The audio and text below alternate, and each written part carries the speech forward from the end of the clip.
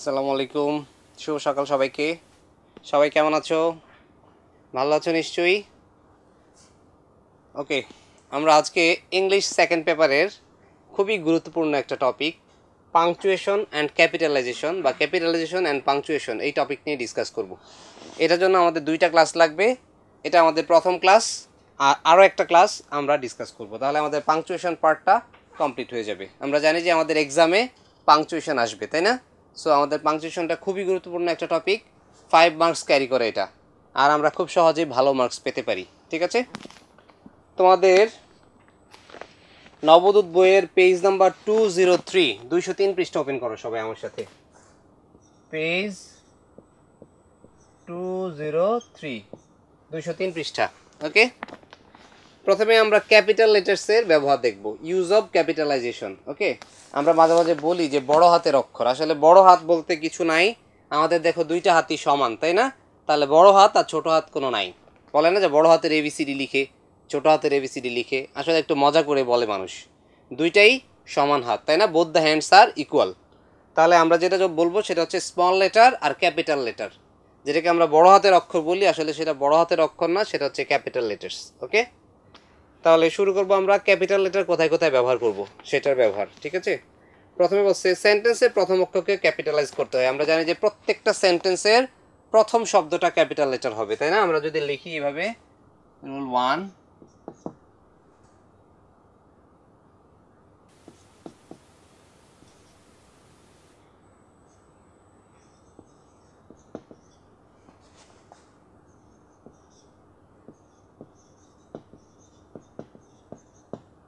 লিখলাম ইসলাম is my religion. ওকে, বা তুমি চাইলে অন্যটাও লিখতে পারো, যার হিন্দু সে লিখতে পারো Hindu is my religion,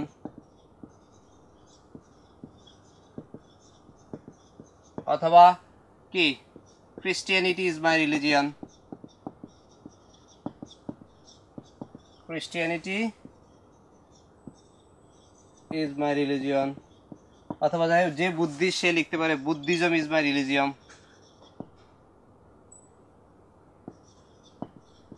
Buddhism is my religion, যে যেটা লিখে। ঠিক আছে, সো দেখো এই যে প্রত্যেকটার প্রথম অক্ষর ক্যাপিটাল, হ্যাঁ, ফার্স্ট অ্যালফাবেটটা কি ক্যাপিটাল লেটার দিয়ে শুরু হয়। তো আমরা জানি যে নর্মালি সেন্টেন্সের প্রথম যেই শব্দটা, প্রথম শব্দটার ফার্স্ট ওয়ার্ডের প্রথম বর্ণটা হবে ক্যাপিটাল লেটারের। ওকে, তারপর একটা দেখি প্রপার নাউনের প্রথম অক্ষর ক্যাপিটালাইজ করতে হয়। এবার আমাদেরকে আগে শিখতে হবে what is proper noun. Okay, proper noun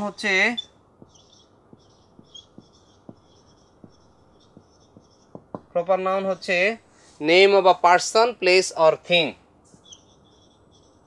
name of a particular হইতে হবে অবশ্যই, particular person, place or thing, যেখানে নির্দিষ্ট একটা ব্যক্তি, বস্তু অথবা স্থানের নাম। ওকে, আমরা বললাম এরকম, দেখো Dhaka is the capital of Bangladesh. তাহলে এখানে দুইটা প্রপার নাউন পেলাম, একটা হচ্ছে ঢাকা, ঢাকার ডি ক্যাপিটাল লেটার, আর বাংলাদেশের বি ক্যাপিটাল লেটার। ওকে, সো এই হচ্ছে আমাদের রুল 2। এবার আমরা চলে যাচ্ছি রুল 3-তে। বলছে প্রপার নাউন থেকে গঠিত অ্যাডজেক্টিভের প্রথম অক্ষর ক্যাপিটালাইজ করতে হয়। ওকে, প্রপার নাউন থেকে গঠিত, এই যে দেখো ইন্ডিয়া, ইন্ডিয়া থেকে ইন্ডিয়ান হয়ে গেল, বাংলাদেশ, বাংলাদেশ থেকে বাংলাদেশি হয়ে গেল। ঠিক আছে, তাহলে শ্রীলঙ্কা, শ্রীলঙ্কা থেকে শ্রীলঙ্কান হয়ে গেল। তাহলে প্রপার নাউন থেকে যে শব্দটা গঠিত হয় সেই অ্যাডজেক্টিভটাও ক্যাপিটাল লেটার দিয়ে শুরু করতে হবে। এটাকে বলে প্রপার অ্যাডজেক্টিভ। কি বলে? Proper adjective. এটা এখানে দেয়া নাই, তোমরা চাইলে নাম্বার 3-তে এরকম লিখতে পারো যে প্রপার অ্যাডজেক্টিভ। আমি লিখে দিচ্ছি প্রপার অ্যাডজেক্টিভ,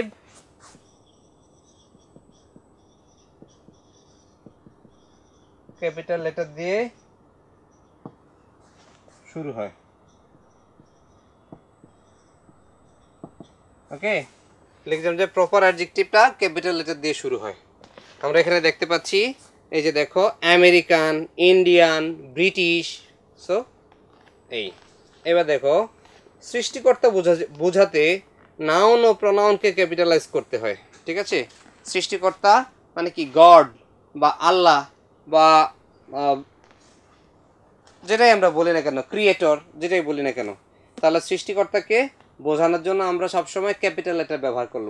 সৃষ্টিকর্তা সবসময় কি প্রপার নাউন, যিনি আমাদের ক্রিয়েটর, গড বা যিনি আমাদেরকে বানিয়েছেন, যিনি আমাদেরকে লালন পালন করছেন, আল্লাহ যেটাই আমরা বলি, হ্যাঁ, ভগবান বলে হিন্দুরা বা যে যেটা বলে, যাই হোক, তাহলে ক্রিয়েটর সবসময় কি হবে, ক্যাপিটাল লেটার হবে। ইভেন এটা যদি প্রোনাউন হিসেবেও আসে, এই যেমন হি, আল্লাহকে আমরা বা গডকে আমরা কি বলে সম্বোধন করি, হি বলে, তাই না? তাহলে হিটাও কি we are created by God himself. এই সেন্টেন্সটা দেখো তাহলে ক্লিয়ার হবে। We are created by God himself, এই যে গডের ক্যাপিটাল জি হলো, হিমসেলফের ক্যাপিটাল এইচ হলো। ওকে, তাহলে দেখো নাম্বার 5-এ আমরা আসলাম। চিঠিপত্রে অ্যাড্রেসিংয়ের প্রথমে ক্যাপিটাল লেটার বসে। কাউকে যখন আমরা সম্বোধন করি, অ্যাড্রেস করি, হ্যাঁ, মাই ডিয়ার ফ্রেন্ড, তাহলে দেখো এই যে দেখো my dear mother, my dear father, এই যে মাদার ফাদার এখানে ক্যাপিটাল লেটার দিয়ে হয়েছে। মাই ডিয়ার ফ্রেন্ড যখন লিখবো তখনও আমরা কি লিখবো, ক্যাপিটাল লেটার দিয়ে লিখবো। তার মানে আমরা যখন অ্যাড্রেস করি, কাউকে যখন অ্যাড্রেস বা সম্বোধন করি তখন ক্যাপিটাল লেটার ব্যবহার করব। তারপর দেখো আই দ্বারা যদি আমি বোঝায় তবে তা সবসময় ক্যাপিটাল লেটার হয়। হ্যাঁ, I as a subject, I দিয়ে যখন আমাকে বোঝানো হয় তখন আই সেন্টেন্সের মাঝখানে আসুক, শুরুতে আসুক, শেষে আসুক, যেখানেই আসুক ক্যাপিটাল লেটার দিয়ে শুরু করতে হবে। ওকে, তারপর দেখো দিন, মাস ও ছুটির দিনের নামের প্রথম অক্ষর ক্যাপিটাল লেটার হয়। যেমন এই যে দিনের নাম স্যাটারডে, সানডে, মানডে যেটাই বলি না কেন, আবার মাসের নাম জানুয়ারি, ফেব্রুয়ারি, মার্চ, এপ্রিল, কিন্তু সিজনের নাম না, খেয়াল রাখতে হবে। তাহলে জানুয়ারি, ফেব্রুয়ারি, সানডে, মানডে, তারপর May Day, new year, Christmas, Eid সবই আমরা ক্যাপিটাল লেটার দিয়ে লিখব। ঠিক আছে, তারপর দেখো ডিরেক্ট কোটেশনের প্রথম অক্ষরকে ক্যাপিটালাইজ করতে হয়। ডিরেক্ট কোটেশন, যেমন ধরো এটা রোল নাম্বার হচ্ছে 8, এটা আমরা একটু লিখবো। আচ্ছা, এগুলো মোটামুটি আমাদের ক্লিয়ার, সহজ, তাই না? ক্যাপিটাল লেটারের ব্যবহারটা সহজ। আমরা একটু রুল 8টা একটু ডিসকাস করি।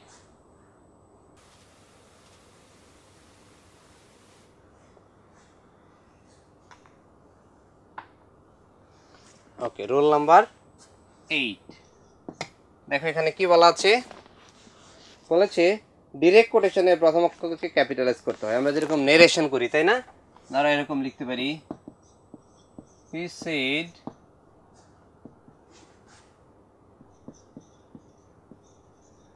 ইউ আর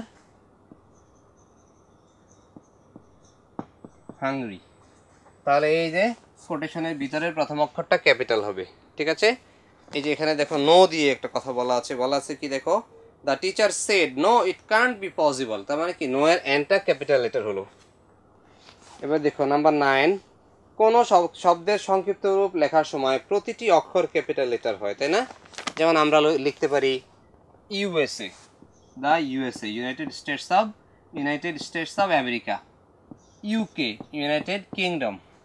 আবার লিখতে পারি MBBS, bachelor of medicine and bachelor of surgery. Okay, মজা করে মানুষ বলে যে মা বাবার বেকার সন্তান, আমরা ছোটোবেলায় এরকম বলতাম।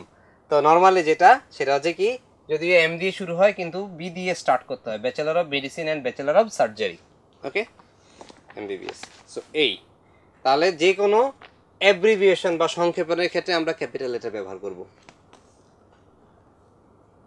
তারপর দেখো দিকের নাম, হ্যাঁ, নর্থ, সাউথ, ইস্ট, ওয়েস্ট দ্বারা যদি কোনো দিকের নাম না বুঝিয়ে কোনো ভৌগোলিক এলাকা বোঝায় তখন এগুলোর প্রথম অক্ষর ক্যাপিটাল লেটার হয়। দেখো দিক যদি না বোঝায়, যেমন I spent my whole life in the west, west বলতে ওয়েস্টার্ন কান্ট্রিজ বুঝিয়েছে, তাই না? তাহলে দিকের নাম বোঝাচ্ছে না এখানে। পশ্চিম মানে কি শুধু পশ্চিম দিকেই ছিলাম আমি, পূর্ব দিকে যাই নাই, এরকম না। আবার দেখো the ice caps are melting in the north, আমরা জানি যে নর্থ পোলে কি আছে, অনেক আইস আছে, সেগুলো কি করতেছে, গলছে, তাই না? তাহলে the ice caps are melting in the north. তারপর দেখো কবিতার লাইনের প্রথম অক্ষর ক্যাপিটাল লেটার হয়, আমরা এটা লিখি রুল 11। আমরা ফেমাস একটা কোটেশন লিখবো, the woods are lovely dark and deep,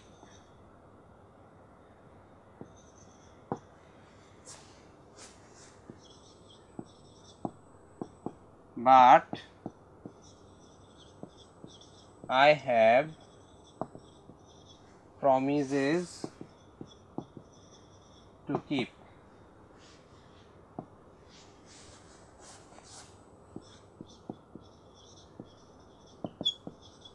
And miles to go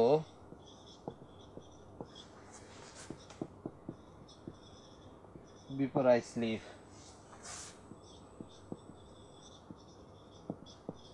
And miles to go before I sleep. ওকে, তাহলে দেখো প্রত্যেকটা ক্যাপিটাল লেটার, এই যে দা টি ক্যাপিটাল, বাট এর বি ক্যাপিটাল, এন্ড এর আ ক্যাপিটাল, সব কি ক্যাপিটাল লেটার, তাই না? তাহলে কবিতার লাইনের প্রত্যেকটা অক্ষরই হবে ক্যাপিটাল লেটারের। এবার দেখো পুস্তক বা পুস্তিকার নামের প্রথম অক্ষর ক্যাপিটাল লেটার হয়।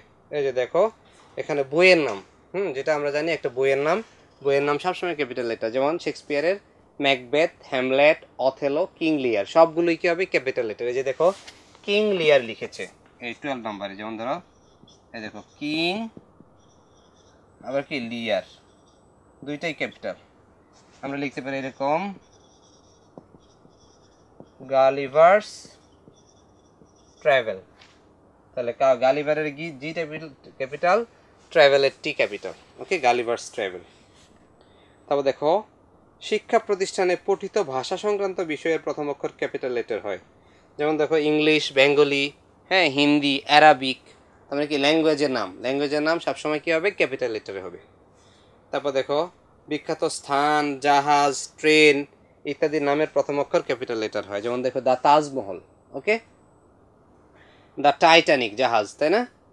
তবে কি মহানগর এক্সপ্রেস, সুবর্ণা এক্সপ্রেস, যেটাই বলি না কেন আমরা, তাহলে কি আমরা একটু মোটামুটি জানি যে বিখ্যাত কোনো স্থানের নাম বা কোনো জিনিসের নাম সবসময় কি হয় ক্যাপিটাল লেটার হয়, বা বড় জিনিসের নাম ক্যাপিটাল লেটার হয়। তারপর দেখো নাম্বার 15-এ পত্রিকা ও ধর্মগ্রন্থের নামের প্রথম অক্ষরও ক্যাপিটাল লেটার হয়, তাই না? দ্য প্রথম আলো, দ্য ইত্তেফাক, হ্যাঁ, দ্য ইনকিলাব, দ্য জনকণ্ঠ, যেটাই বলি, দ্য ডেইলি স্টার। এই যেমন ধরো লিখতে পারি আমরা দ্য ডেইলি স্টার, এই যে পত্রিকার নাম দ্য ডেইলি স্টার, এই যে দেখো TDS, সব ক্যাপিটাল লেটার। ওকে, অথবা আমরা লিখতে পারি the Holi Quran, the Holi Quran, the Bible, যেটাই বলি না কেন আমরা, ঠিক আছে?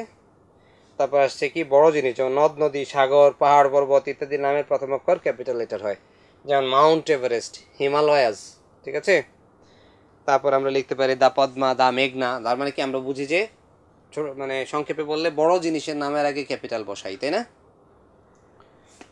তারপর লেখো ধর্ম ও সম্প্রদায়ের নামের প্রথম অক্ষর ক্যাপিটাল লেটার হয়, যেমন দেখো the Muslims, the Hindus, the Christians, the Buddhist, সবসময় কি ধর্মের নামের ক্ষেত্রে আমরা ক্যাপিটাল লেটার ব্যবহার করি।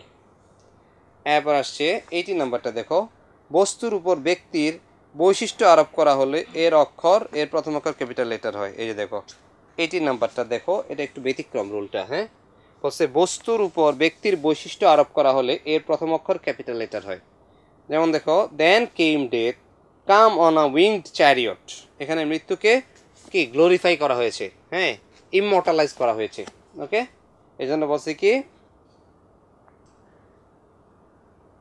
যে দেন কেম ডেথ, এই ডেথটাকে এখানে কি এটাকে বলে কি মানে given life to an object, ঠিক আছে? তার মানে একটা বস্তুকে জীবন দেয়া, এই কথা বোঝানো হয়।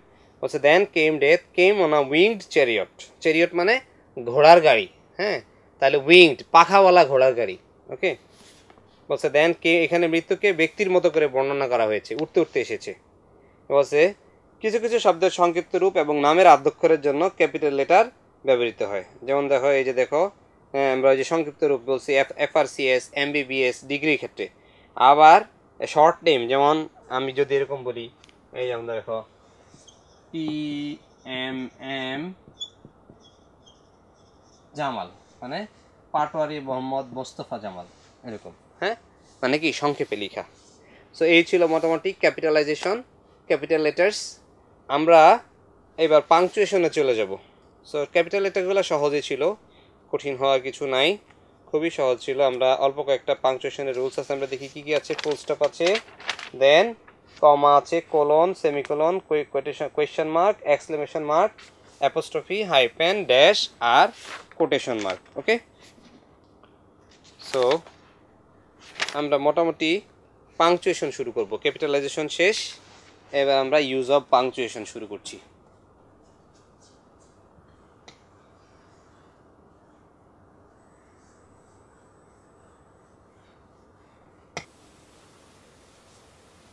আমরা প্রথমে শিখব use of full stop. Full stop কোথায় কোথায় ব্যবহার করি। তোমাদের বইতে খুব সুন্দর করে দেয়া আছে, আর আমি আরো ক্লাসগুলো করাতে তোমাদের জিনিসগুলোকে সহজ করে তোমাদের সামনে তুলে ধরতে চাই।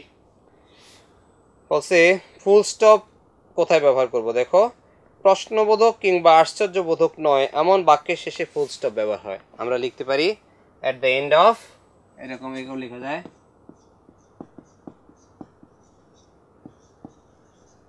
at the end of an assertive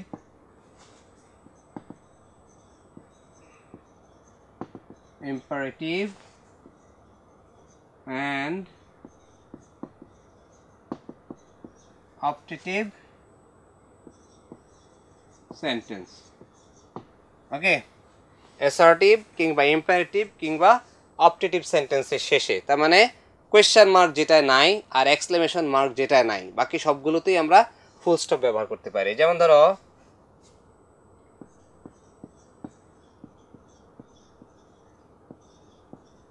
লিখলাম উই লাভ আওয়ার কান্ট্রি, এটা কিসের এক্সাম্পল? অ্যাসার্টিভের এক্সাম্পল। আবার আরেকজন বলল লেটস প্লে, কিসের এক্সাম্পল? ইম্পারেটিভের এক্সাম্পল। আবার আরেকজন বলল মে ইউ লিভ লং, এটা হচ্ছে অপটেটিভের এক্সাম্পল। তাহলে আমরা দেখলাম একটা সেন্টেন্স যদি অ্যাসার্টিভ অথবা ইম্পারেটিভ অথবা অপটেটিভ হয় তাহলে তার শেষে আমরা ফুল স্টপ ব্যবহার করব। তারপর বলছে কখনো কখনো শব্দকে সংক্ষিপ্ত রূপ করতে ফুল স্টপ বসে। যেমন ধরো আমরা এরকম লিখতে পারি, এই যে অনেক সময় লিখি ইটিসি ফুল স্টপ, তাই না? ইটিসি মানে এক্সেট্রা, মানে আরও আছে ইত্যাদি বাংলায় বলি, ঠিক আছে? আবার যেমন ধরো এই যে লিখি আমরা এএম, লিখি পিএম, হ্যাঁ এরকম আমরা লিখি এরকম বিসি, আবার লিখি এডি, ঠিক আছে? সো আমরা অনেক সময় একটা শব্দকে সংক্ষেপ করার জন্য মাঝখানে কি ব্যবহার করি? ফুল স্টপ ব্যবহার করি। এগুলো সবগুলো শেষে লাগবে ফুল স্টপ, যদি আমরা ব্যবহার করার সময় একটু কম ব্যবহার করি। আবার যেমন দেখা হয় যে ইজি, ইজি মানে কি? That is. ইজি মানে হচ্ছে কি? দ্যাট ইজ, এই তো। তবে ক্যাপিটাল লেটার দিয়ে অ্যাব্রিভিয়েশন হলে সাধারণত ফুল স্টপ বসে না, ঠিক আছে? যখন আমরা ক্যাপিটাল লেটার দিয়ে অ্যাব্রিভিয়েশন করি, এই যেমন ধরো বিসি, এগুলোতে লাগবে না। ক্যাপিটাল লেটার দিয়ে অ্যাব্রিভিয়েশন করলে লাগবে না, তার মানে স্মল লেটার দিয়ে যখন করব তখন লাগবে। এই যে শর্ট ফর্মে লিখলাম জানুয়ারি, লিখলাম ডিসেম্বর, হ্যাঁ? তাহলে যখন আমরা ক্যাপিটাল লেটার দিয়ে কি করব? যখন আমরা ক্যাপিটাল লেটার দিয়ে এই সংক্ষেপণ করব তখন ফুল স্টপ বসবে না, কিন্তু যখন স্মল লেটারে ব্যবহার করব তখন সংক্ষেপ করার সময় আমরা ফুল স্টপ ব্যবহার করব। পরেরটা দেখি, এখানে বলা আছে যেমন ইন্টারনেট অথবা ইমেইলের ঠিকানা লিখতে ফুল স্টপ বসে, তাই না? আমরা জানি যে এরকম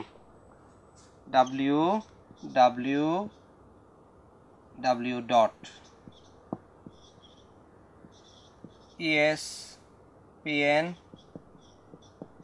cricinfo.com। এই যে এখানে একটা ডট, এখানে একটা ডট, হ্যাঁ এভাবে বসলো। তাহলে ইন্টারনেট ব্রাউজ করার জন্য আমরা কি লিখি? এই যে যেমন ধরো HTTP, এটাকে বলা হয় ডট, ফুল স্টপকে কি বলা হয়? www.espncricinfo.com। আচ্ছা, তারপর দেখো, যখন সংক্ষিপ্ত শব্দ ছাড়া কোনো বড় শব্দের পরিবর্তে বসে তখন সেই শব্দের শব্দাংশের পরে ফুল স্টপ বসে না। যেমন এক্সামিনেশন, এক্সাম, ম্যাথমেটিক্স, ম্যাথ ইত্যাদি। তারপর দেখো, নামের আদ্যক্ষরের পরে ফুল স্টপ বসে। এই যে আমরা একটু আগে লিখলাম যে কিরকম, এই যে PMM জামাল, ঠিক আছে, সেই যে ফুল স্টপ বসলো, ঠিক আছে। আর বলছে সংক্ষিপ্ত শব্দের বা অ্যাব্রিভিয়েশনের পরে ফুল স্টপ বসে। এই যে যেমন ধরো মিস্টার, মিসেস, হ্যাঁ এরকম মিস্টার, মিসেস, হ্যাঁ। এরপরে এই যে তোমার এস্টাবলিশড, ESTD। তাহলে সংক্ষেপ করবো যখন, তখন তারপরে ফুল স্টপ বসাবো। এই হচ্ছে আমাদের ফুল স্টপের ব্যবহার। ওকে, আমরা এবার চলে যাব কমায়ের ব্যবহারে, ঠিক আছে। তাহলে এই অংশটা আগে মুছে ফেলি।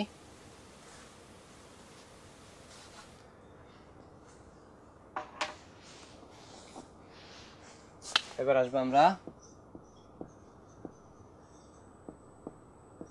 ইউজ অফ কমা, ঠিক আছে। দেখো প্রথমটা লিখছে, তালিকাবদ্ধ শব্দসমূহের প্রত্যেকটির পর কমা বসে, শুধুমাত্র শেষেরটার আগে আমরা বসাই অ্যান্ড বসাই, তাই না? এরকম লিখতে পারি, এরকম Russel, Jewel and Sohel are friends. তাহলে দেখো, এই যে দেখো দুইটা শব্দের মাঝখানে কমা বসলো, কিন্তু এখানেও কমা বসতে পারতো, যেহেতু এটাই লাস্ট এই জন্য এটার আগে অ্যান্ড বসালাম, ঠিক আছে। আমরা এরকম লিখি, দা পদ্মা, দা মেঘনা,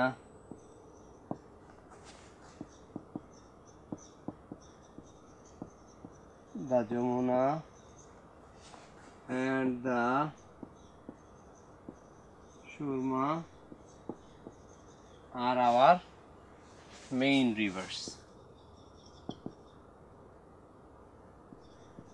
Main rivers. এই যে দেখো এখানে কমা দিলাম, পদ্মা, মেঘনা, কিন্তু শেষেরটা দেখো যমুনা আর সুরমা, তার মাঝখানে কমা হলো না, কারণ এই দুইটা শেষের দুইটার মধ্যে এন্ড বসে। এটাকে বলছে যে তালিকাবদ্ধ শব্দসমূহের প্রত্যেকটির পর কমা বসে, শুধুমাত্র এন্ড এর পূর্বে শব্দটির পর কমা বসে না। যেমন দেখো বুকে, এটা শব্দটার উচ্চারণটা কিন্তু বুকেট না, উচ্চারণ হবে bouquet. A bouquet of red, pink and white roses, tea, coffee, milk and hot chocolate. Okay, বলছে ফ্রেজ সমূহ ও ক্লজ সমূহকে আলাদা করার জন্য কমা বসে। যেমন দেখো, if you want to do well in the exam, avoid bad company, concentrate on your study, then you will make a good result. Okay, এই যে দেখো এরকম, if you come I shall go। এই যে দেখো দুইটা ক্লজ, তাহলে মাঝখানে আমরা কি বসালাম? কমা বসালাম। ওকে, ঠিক তেমনি এখানে বলেছে যে ফ্রেজ সমূহ ক্লজ সমূহকে আলাদা করার জন্য কমা বসে। যেমন if you want to do well in the exam, comma, avoid bad company, একটা comma, concentrate on your study, আর একটা comma, then you will make a good result. আবার দেখো, oh that's what's where it was, oh so that's where it was. আবার দেখো, as it happens however I never saw her again. তার মানে এখানে দেখলাম আমরা যে ফ্রেজ অথবা ক্লজকে আলাদা করার জন্য আমরা কমা ব্যবহার করব। পরেরটা দেখো, ট্যাগ কোয়েশনকে সেন্টেন্সের বাকি অংশ থেকে আলাদা করতে কমা বসে। আমরা শিখেছিলাম যেমন you did it, comma, didn't you, question mark. তার মানে এই যে এখানে ট্যাগ কোয়েশনকে মূল সেন্টেন্স থেকে আলাদা করার জন্য কমা ব্যবহৃত হয়। দেখো, it's quite expensive isn't it, you live in Mirpur right. তাহলে দেখো টেক কোশ্চেনও আমরা কমা ব্যবহার করব। তারপর দেখো শর্ট কোটেশনের আগে, যেমন শিবলি সেড, কমা কোটেশন। হ্যাঁ, শর্ট কোটেশনের আগে যেমন Shibli said little things affect things little minds. আমরা যেটা বলি আর কি ডিরেক্ট ন্যারেশনের ক্ষেত্রে, ডিরেক্ট স্পিচে হি সেড, কমা দিয়ে তারপর কোটেশন শুরু করি আমরা, তাই না? আই এম ওয়েল, এই যে এখানে আমরা কমা বসাই। তাহলে আমরা বুঝলাম যে কি ডিরেক্ট সেন্টেন্সের ডিরেক্ট কোটেশনে আমরা কমা বসাবো। ওকে, ডিরেক্ট কোটেশনে কমা বসি। তারপর দেখো case in apposition, adjective clause বা ফ্রেজের আগে ও পরে কমা বসে। এই যে দেখো, এই যে লিখি এরকম, দেখো mister Zaman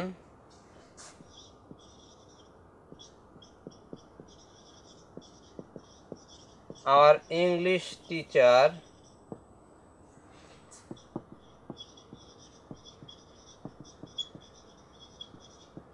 is a gentleman। দেখলাম যে mister Zaman our English teacher is a gentleman। তাহলে দেখো এটার আগেও একটা কমা বসালাম, এটার পরেও একটা কমা বসালাম, এটাকে বলে case in apposition. Case in apposition মানে কি একটা অতিরিক্ত ইনফরমেশন প্রদান করা, সেটাকে বলে কেস ইন অ্যাপোজিশন, একজন ব্যক্তি বা বস্তু সম্পর্কে। এই যে দেখো case in apposition adjective clause বা ফ্রেজের আগে ও পরে কমা বসিয়ে আলাদা রাখতে হয়। যেমন mister Hasan our English teacher is very popular with students. আবার দেখো Cox's Bazar which is a small town. এই যে দেখো কক্সেস বাজারকে কি এক্সপ্লেইন করা হলো which is a small town হিসেবে, তার মানে এটা একটা অ্যাডজেক্টিভ ক্লজ। তাহলে Cox's Bazar which is a small town has the longest natural sea beach in the world. এরপর দেখো therefore, on the whole, for instance, however, by the way, in fine, এই জাতীয় ফ্রেজগুলো বাক্যের প্রথমে বা মাঝে ব্যবহৃত হলে এগুলোকে বাক্যের অন্য অংশ থেকে আলাদা দেখানোর জন্য প্রায়ই কমা ব্যবহার করতে হয়। এক্ষেত্রে খেয়াল রাখবা যদি সেন্টেন্সের শুরুতে আসে তারপরে একটা কমা, আর এগুলো যদি মাঝখানে আসে তাহলে তার আগে একটা কমা পরে একটা কমা। যেমন আমরা অ্যাপ্লিকেশন লিখতে এরকম লিখি আই therefore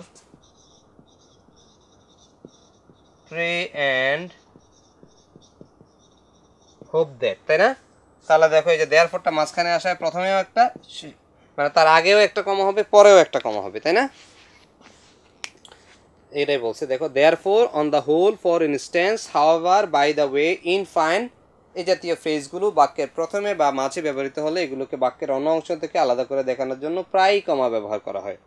দেখো I therefore pray and hope that you would be kind enough to grant me 5 days leave of absence in advance। ওকে, তারপর দেখো ভোকেশন কেসে যাকে সম্বোধন করা হয় তারপরে কমা বসে। যেমন দেখো জামাল ওপেন দ্য ডোর, তার মানে কি আমরা যাকে অ্যাড্রেস করেছি, হ্যাঁ একটা অর্ডার করছি। এই যে দেখো Allah give us peace and happiness, তার মানে কি সম্বোধন করা, vocation case, vocative case, vocative case. আচ্ছা, এবার দেখো চিঠিপত্রের ডেট লিখতে কোনো কোনো ক্ষেত্রে কমা ব্যবহৃত হয়। হ্যাঁ, আমরা যখন ডেট লিখি, অ্যাড্রেস লেখার সময় ডেট, এই যে মার্চ 6, 2019, অথবা লিখলাম 20 জানুয়ারি 2019, তার মানে কি আমরা ডেট লেখার সময় কমা ব্যবহার করি চিঠির মধ্যে। তারপর দেখো চিঠির শেষে yours faithfully, yours sincerely, yours ever ইত্যাদি ক্লোজিংয়ের পর কমা বসে, তাই না? আমরা সবার শেষে ইউর্স এভার লিখে কমা দিয়ে তারপর নিজের নাম লিখি, তাই না? এবার দেখো বাক্যের মধ্যে কোনো অ্যাডভার্ব বা অ্যাপোজিটিভ ব্যবহার করতে হলে কমা ব্যবহৃত হয়। যেমন দেখো Rafiq my brother is a doctor, apposition, তাই না? আবার দেখো আই শ্যাল হাউএভার লেন্ড হিম সাম মানি, এই যে হাউএভারটা এখানে কি অ্যাডভার্ব হিসেবে এসেছে, তার মানে বাক্যের মাঝখানে যখন ব্যবহার করব তখন আমরা আগে পরে কমা বসাবো।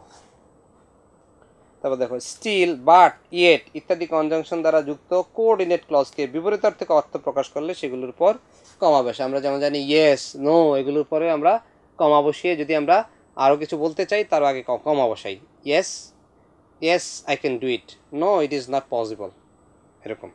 তাহলে স্টিল, বাট, ইয়েট ইত্যাদি কনজাংশন দ্বারা যুক্ত কোঅর্ডিনেট ক্লজগুলো বিপরীত অর্থ প্রকাশ করলে সেই কোঅর্ডিনেট ক্লজগুলোর মধ্যে সেমিকোলন বসে।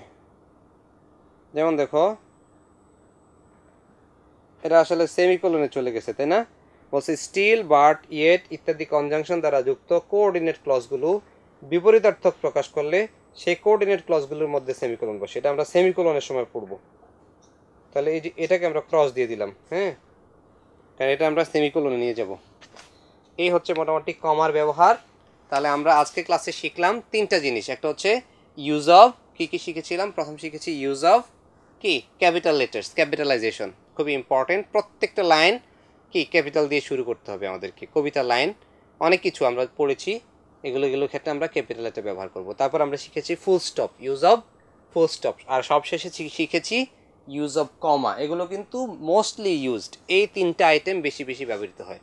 সো আমি আশা করব আমার বন্ধুরা, আমার শিক্ষার্থীরা, তোমরা খুবই মনোযোগী হবে এবং তোমরা একটু বেশি বেশি প্র্যাকটিস করবে, তাহলেই তোমরা খুব সফলকাম হবে। হ্যাঁ, ঠিক আছে, শেষ করতে হচ্ছে আজকের মতো। খোদা হাফিজ।